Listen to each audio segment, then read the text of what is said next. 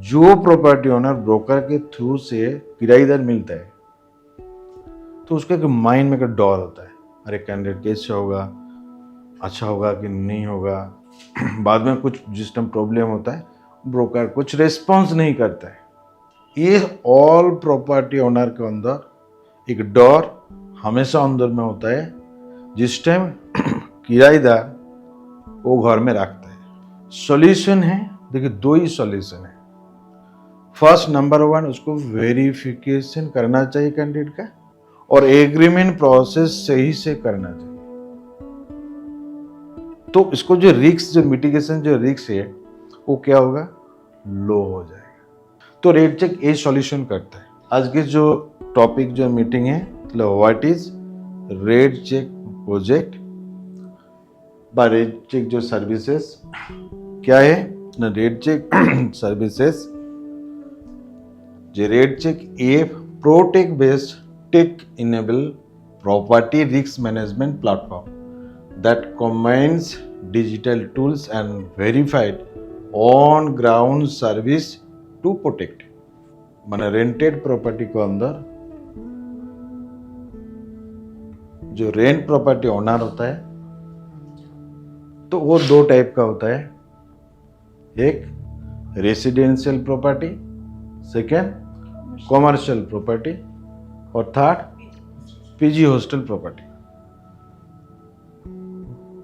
तो PG rented property मतलब tenant आएगा व किराएदार आएगा। जो टेनेंट इस प्रॉपर्टी के अंदर स्टे करता है तो अलग अलग एक एक करके चैलेंजेस होता है। जो प्रॉपर्टी यदि वैकेट खाली होगा, वैकेट है, तो उसको लिस्टिंग का जरूरत होता है। और जिस टाइम कैंडिडेट मिल जाता है प्रॉपर्टी ओनर का, तो कैंडिडेट कैसे है, कुछ प्रॉब्लमेटिक है, तो इसलिए वेरीफाई करना जरूरत होता है। कैंडिडेट जिस टाइम मिल गया तो एक गवर्नमेंट लीगली जो प्रोसेस रेंट एग्रीमेंट करना चाहिए, साइन होता है, और जितना दिन भी रुकेगा एक ट्रांजैक्शन रिपोर्ट मिलता है। ठीक है, तो रेट चेक ये सॉल्यूशन करता है। तो आगे बढ़े हम लोग को क्या देखना है, जो मैं 3 कैटेगरी के साथ बात किया अभी जो शेयर किया, तो वो लोग का ओरिजिनली चैलेंजेस क्या है। तो फर्स्ट, जो प्रॉपर्टी ओनर, जो residential property owner, common challenges, clarity आ रहा है, कॉमन चैलेंजेस क्या क्या होता है। इसको अंदर 12 कॉमन चैलेंजेस होता है। कितना? 12 कॉमन चैलेंजेस होता है। जैसे fake tenant identity, police verification missing, weak rent agreement, rent default, property damage, legal subletting, suddenly vacate हो जाता है, bill society due, eviction travel, no tenant record, unreliable broker और लीगल कंफ्यूजन। समझ पा रहे? ये ऑल प्रॉपर्टी ओनर के अंदर एक डर हमेशा अंदर में होता है जिस टाइम किराएदार वो घर में रखता है। क्लैरिटी आया?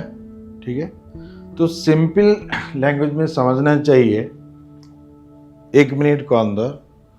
फेक टेनेंट आइडेंटिटी का मतलब जो सही कैंडिडेट मेरा घर में रुक रहा है, सही बंदा के साथ मेरा डील हो रहा है, ना फेक डॉक्यूमेंट मतलब आधार कार्ड दे दिया। पुलिस वेरिफिकेशन मिसिंग मतलब मैक्सिमम प्रॉपर्टी ओनर का इग्नोर करता है। जी गवर्नमेंट के रूल्स के हिसाब से स्टेट वाइज कैंडिडेट के मैंडेटरी पुलिस वेरिफिकेशन कराना चाहिए, और साथ साथ सेल्फ इंटरेस्ट प्रॉपर्टी ओनर का होगा बैकग्राउंड वेरिफिकेशन ऑल्सो। ठीक है, थर्ड है वीक रेंट एग्रीमेंट। मतलब क्या होता है, मैक्सिमम प्रॉपर्टी ओनर उसको क्या क्लॉज लिखना चाहिए, कितना एडवांस होना चाहिए, लेना चाहिए, क्या नोटिस पीरियड होना चाहिए, बहुत सारा जो एग्रीमेंट के अंदर मेंशन करना चाहिए तो उसको ऊपर फोकस उतना नहीं करता है। एक फॉर्मेलिटीज तरफ से एग्रीमेंट बन जाता है तो बाद में बहुत डिस्प्यूट होता है। ठीक है, तो week rent agreement, rent default difference angle से हो सकता है, क्योंकि क्यों एंगल में होता है, दो ही रीजन है। कैंडिडेट जिस टाइम एंट्री कर रहा था उसको वेरिफिकेशन, बैकग्राउंड वेरिफिकेशन मिसिंग किया, एक्चुअल अर्निंग कर रहा कि नहीं कर रहा था, जॉब कर रहा है कि नहीं कर रहा है, न कौन सा उद्देश्य में वो आके घर में स्टे कर रहा है, तो लैक होता है, मैंने इंफॉर्मेशन नहीं मिलता है किराएदार का जो किराए में रुकता है। ठीक है, इसी सब प्रॉपर्टी डैमेज, क्योंकि स्टे करता है रेंटेड पर्सन किराएदार, तो उसको अंदर कौन क्या अंदर में करके बैठता है उसको जानकारी नहीं मिलता है। और प्रॉपर्टी ओनर इसलिए बीच बीच में 6 महीना 1 साल के अंदर एक बार करके इंस्पेक्शन मतलब विजिट करना बहुत जरूरी होता है। ठीक है, लीगल सब, उसके बाद लीगल सबलेटिंग, इसको मतलब क्या है, सिंपल है, मैं एक घर किराए पे लिया, मैं दूसरा लोग के मैं दे दिया, रख दिया, तो इसको बोलता है इलीगल सबलेटिंग।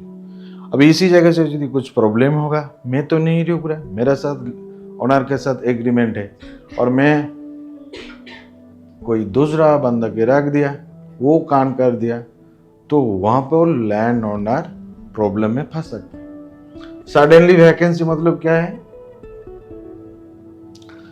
एक प्रॉपर्टी ओनर के बाद कुछ ना बोल के ताला लॉक करके भाग गया।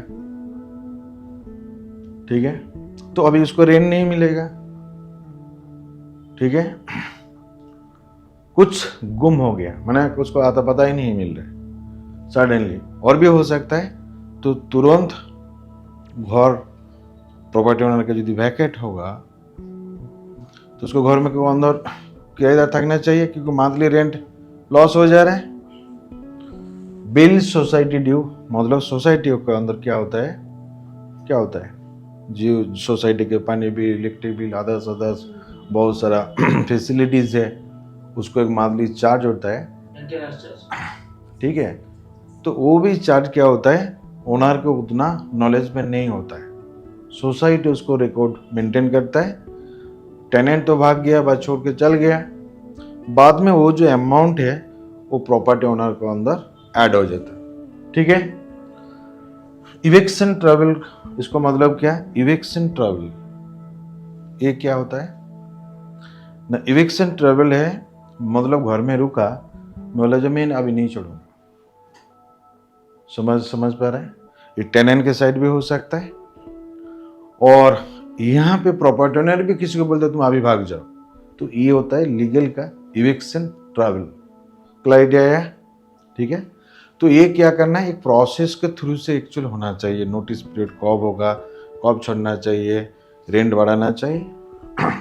अनरिलायबल ब्रोकर मतलब डर होता है, जो प्रॉपर्टी ओनर ब्रोकर के थ्रू से किराएदार मिलता है तो उसका एक माइंड में का डर होता है, अरे कैंडिडेट कैसे होगा, अच्छा होगा कि नहीं होगा। बाद में कुछ जिस टाइम प्रॉब्लम होता है ब्रोकर कुछ रिस्पॉन्स नहीं करता है, समझ में आ गया। तो ये प्रॉपर्टी ओनर का जो 12 जो चैलेंजेस है हमेशा दिमाग के अंदर घूमता है। ठीक है, प्रॉब्लम है। और लीगल कन्फ्यूजन मतलब लीगल के ऊपर लैक होता है, लीगल इतना जानकारी नहीं होता है। ठीक है, जैसे क्या क्या लॉ है, क्या है, वो डिपेंडेंसी हो जाता है लॉयर के ऊपर, उतना नॉलेज नहीं होता, लैक ऑफ लीगल नॉलेज होता है। सिंपल क्लैरिटी आ गया। तो देखो, रेंटेड ओनर का जो कॉमन चैलेंजेस है, relative problem face across India, ये इंडिया के अंदर मेनली 12 का प्रॉब्लम होता है। करेक्ट, क्लियर है? तो इसको सॉल्यूशन क्या है? सॉल्यूशन है, देखिए 2 ही सॉल्यूशन है। फर्स्ट नंबर 1 उसको वेरिफिकेशन करना चाहिए कैंडिडेट का, और एग्रीमेंट प्रोसेस सही से करना चाहिए। तो इसको जो रिस्क, जो मिटिगेशन, जो रिस्क है वो क्या होगा, लो हो जाएगा। क्लैरिटी है?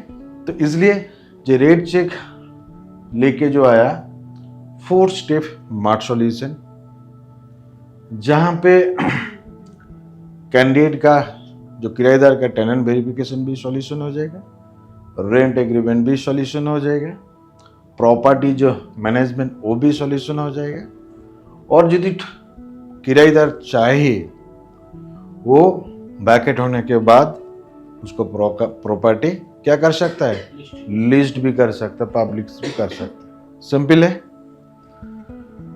तो ये एक्चुअल प्रॉपर्टी ओनर का चैलेंजेस और ये सॉल्यूशन है।